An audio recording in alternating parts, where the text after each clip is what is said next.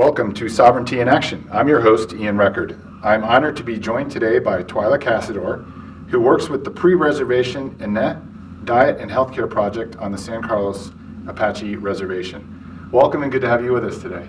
Okay, thank you. So, as I mentioned, you're involved with this diet and healthcare project at San Carlos. How and why did you get involved with the project? Why I got involved with the project was mostly just knowing that the amount of information that we were losing from our elders and the food waste, or traditional food waste, was actually minimizing. So for me, it was to revitalize that, as not only that, but to also address the chronic health issues in our communities. So, can you give us just a brief overview of the project, what it seeks to achieve? I've been working with the tribe for going on 20 years now, and basically familiar with all of the efforts that the elders have been involved with to try to, to retain and pass that knowledge on. Okay. Give me a moment here. Okay. The project itself, for me, my understanding is to bring back people to their roots, and using that knowledge is also addressing a lot of the chronic health issues in communities, as well as addiction and all the disparities that are going on a lot of our indigenous lands. But using that knowledge and working with all the partners, which are like the healthcare facilities, the detention centers, and other programs, using that how would you say, that form of teaching to really help people cope and overcome and help address the health and mental health of people.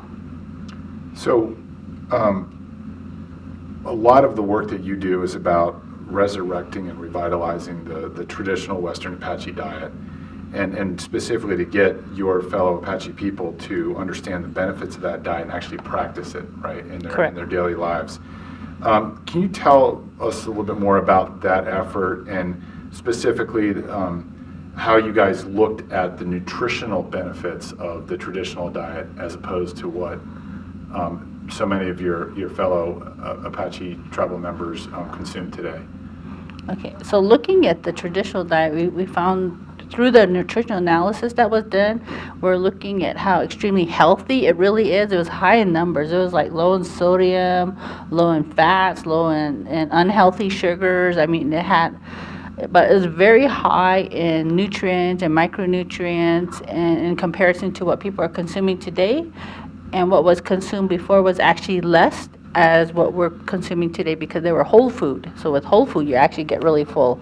But today's food is a lot of processed food, so you need more food to get you full, as much as a smaller portion would have in pre-reservation time. So building on that analysis that you guys have done, you actually created daily menus. Yes. Right? Yes. And your colleague, Seth Pilsk, who's working very closely with you on this, he was laying this out to me, and I was getting so excited about, you're actually not just teaching your people that this stuff's important, but you're actually giving them a roadmap to actually how to practice this diet again. Can you talk a little bit more about the process that you guys have followed to create those daily menus, what they look like? I know that you guys are really particular about portion sizes, for instance. Yeah, correct. So looking at daily menus actually began by the interviews that were done in the early 1900s, and there were interviews that were done with elders that were in their 70s and 80s that were raised by their grandparents, so they had a really stronger amount of knowledge in there, and understanding that they didn't have cancer, they didn't have diabetes, they didn't have obesity, they didn't have all these health issues that we're dealing with today. So it was like, well, okay, they have answers in that knowledge. So going back to, okay, now I got lost. I got really excited for a moment. No, that's fine. Okay. So you were, I think you were trying to tie in the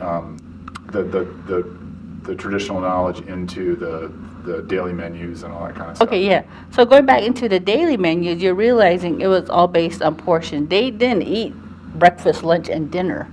They ate when they were hungry, and they ate in portions. So they didn't eat big meals and sit-down meals like we do today. They ate what was in season, and so it was never Taco Tuesday. I mean, it was always something new. Every season you had a large variety, but each of those seasons actually helped your body heal from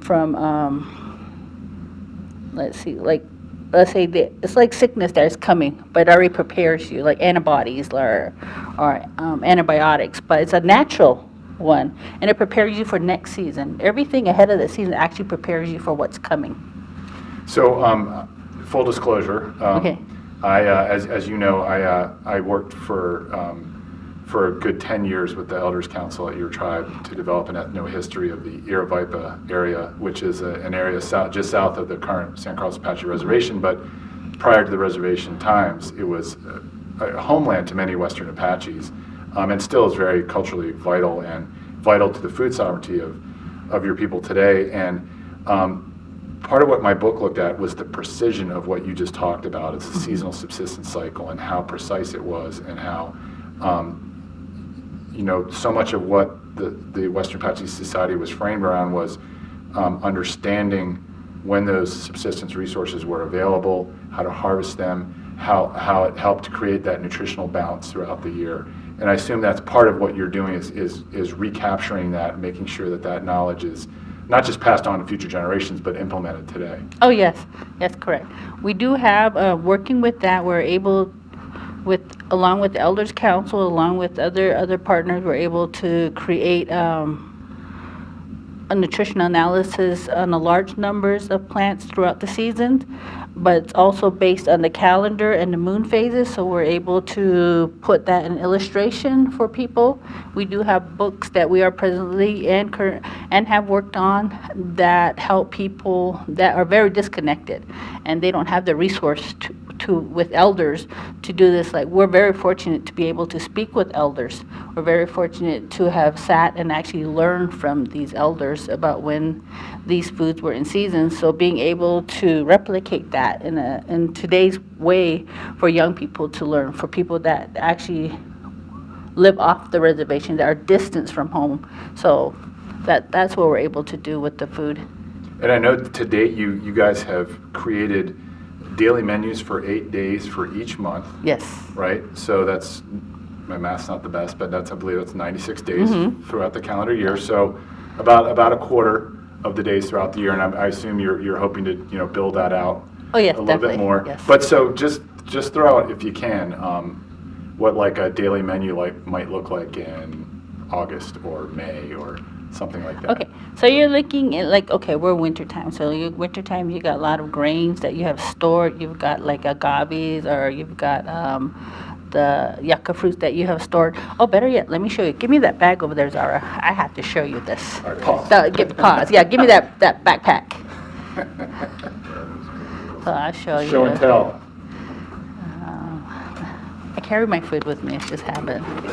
Okay, so people were able to know what's in season, what to do with food, and were able to maintain sustainability for their families. So, okay, I don't know if this camera or radio or what. So okay. So we're looking at that. This is beautiful. I love this. I just got done with these. These are hard things. You're not going to eat this. You're just going to touch it, and you can see it. See how it's hard? That's a banana yucca. That just came out of season. Okay. Oh, I need to share with you here. The desert yucca.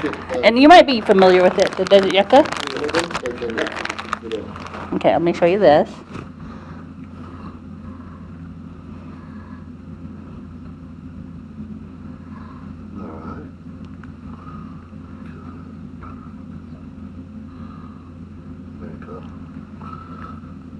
Okay, anything else? Okay, yes, of course. So I from, haven't had one of these lessons in a long time. okay, so from that, you were able to take one of the little crispy pieces and break it off, a small piece, like a little brittle. Okay, break, There you go. you can share. Share.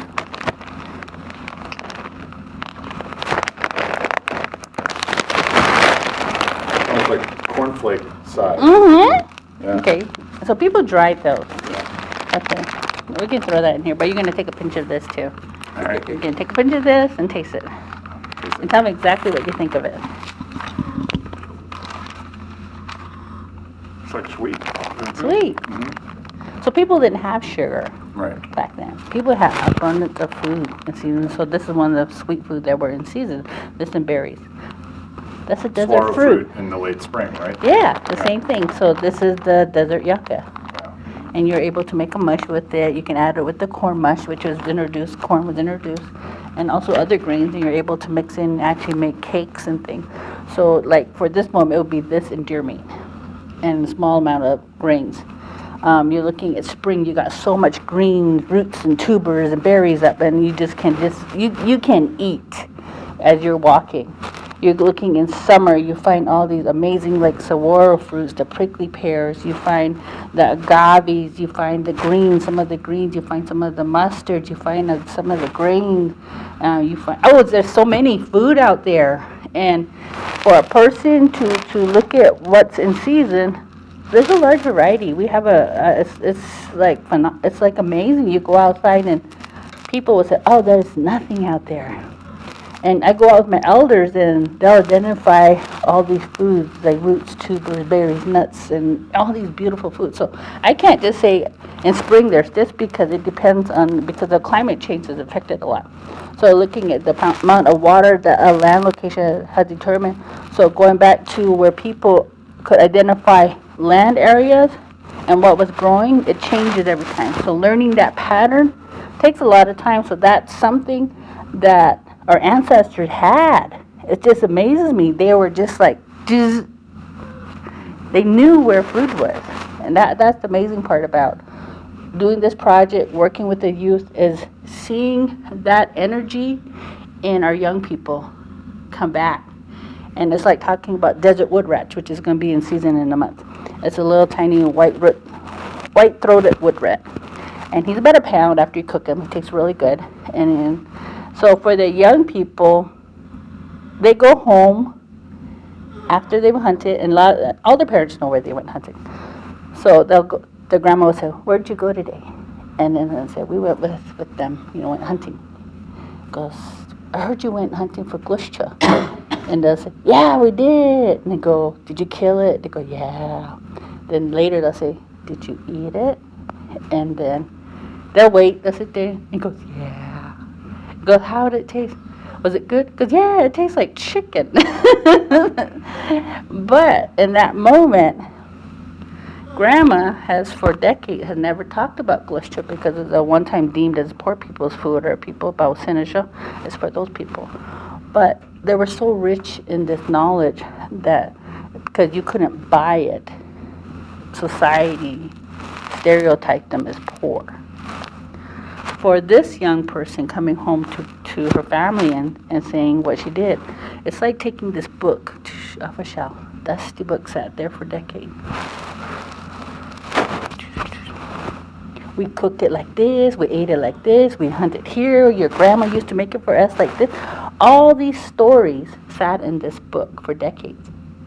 And bringing that back to life today through food and seeing the way young people are embracing, like, oh, I was born here. Even Aravaipa, I'm Sabanastia. That's where my mother's father is from. So linking back to there is when you forage there, it has more meaning. It's not like going to a grocery store and buy food. I can buy organic food anywhere. I'd rather go to where I'm from. So for these young people, they go to where they're from. And it reintroduces a whole, this energy is just amazing. So I think what you've just spoken to so powerfully is how re-embracing the traditional Apache diet is really reconnecting to culture. That in order to practice that diet, you have to reconnect to culture, because as you so aptly pointed out, you're not just purchasing and consuming food, right? You're having to understand food and obtain food. Yes. Right. And there's a very complex and organic process of learning that you have to engage in order to do that successfully, right? Correct. Is that yes. basically what am I getting yeah. at, right? Yes, you are. So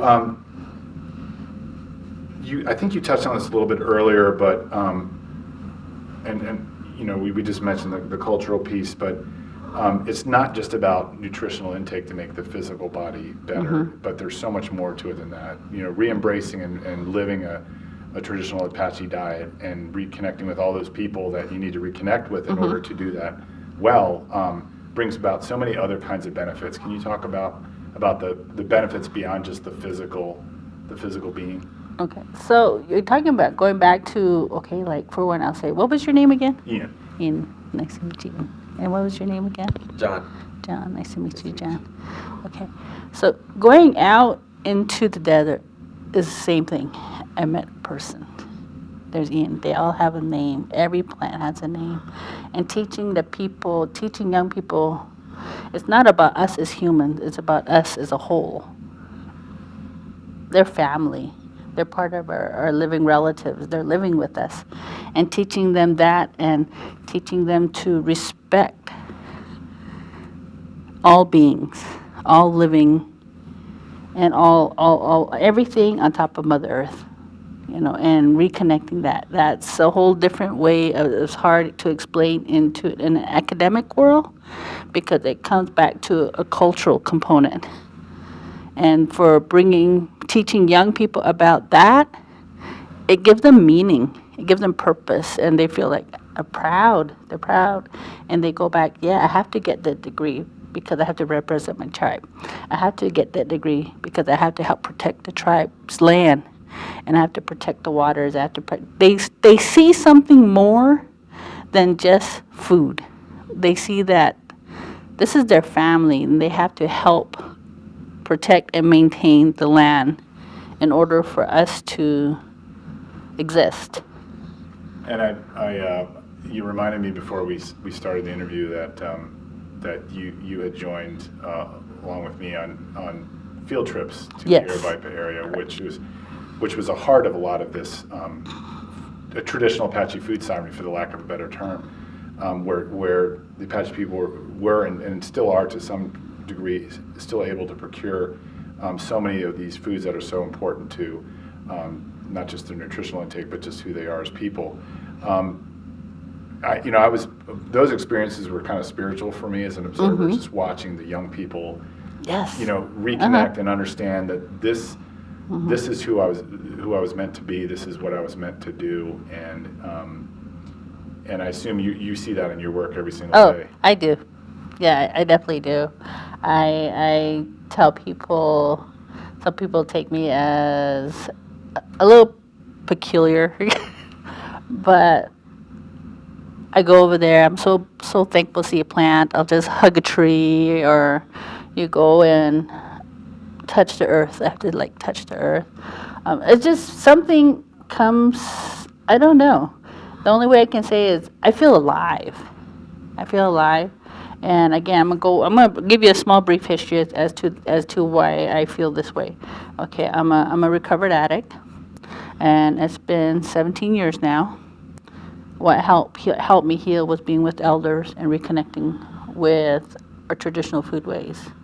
And I tell people, when I start learning about food, I start learning about clans, but where I really from. I know my clan. I just didn't know where they were from. I just know I'm Sapanestia, I'm Natastosan, you're going down that line, and it's just didn't really click who I am. I just know that's my clan. You don't marry your relative. That's basically what I was taught. So going back to that is like, wow, this occurred here. This massacre happened. These people ran for their lives. They lived off of this beautiful place. Something more happened to me was going back to those places, and it healed me. It made me stronger. It made me understand that I had this void in my life where addiction and alcohol, all the negative, filled. That void left, and I filled it with all this traditional knowledge and traditional way of life, and that really filled me. And just from that, I understood, hey, a lot of us feel like this. But let's they can't take, quite put their finger on what it is, right? Yeah. Until they have an experience like you've had. yeah, so we're taking them to like Aravaipa, taking them out to Camp Verde, taking them out to different sites. Going to harvest acorns, right? Yeah, and they fill the void, and they start filling this void, and I've noticed that in young people, that there's a void being filled, and a lot of it is, because of reconnecting.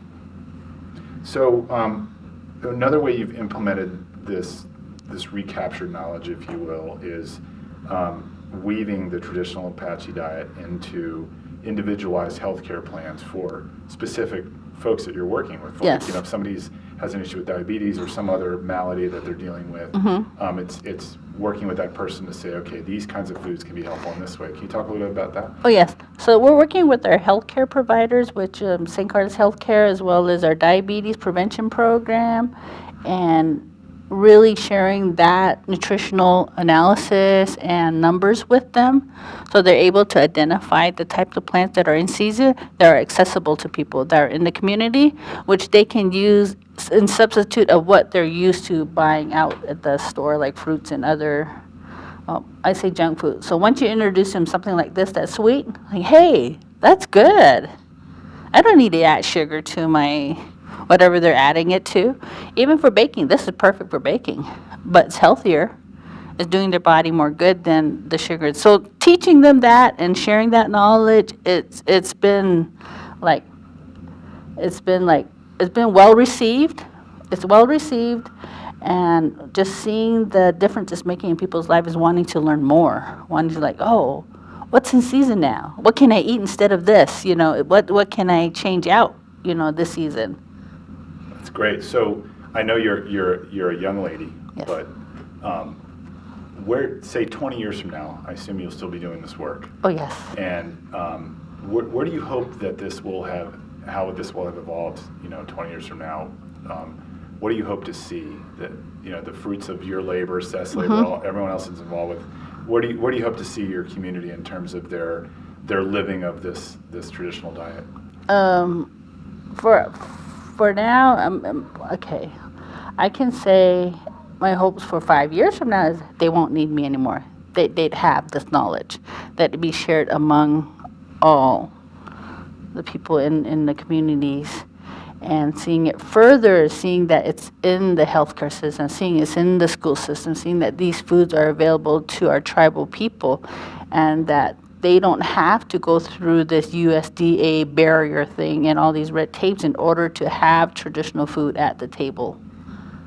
That's great. Well, I'm really excited to see this project continue to grow, and NCI will do its part to help you in that pursuit. And with that, I'd like to thank you, Twila, for sharing with us today.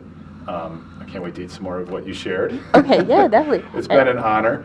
That's all the time we have on today's episode of Sovereignty in Action, a program of the National Congress of American Indians. Thank you for joining us.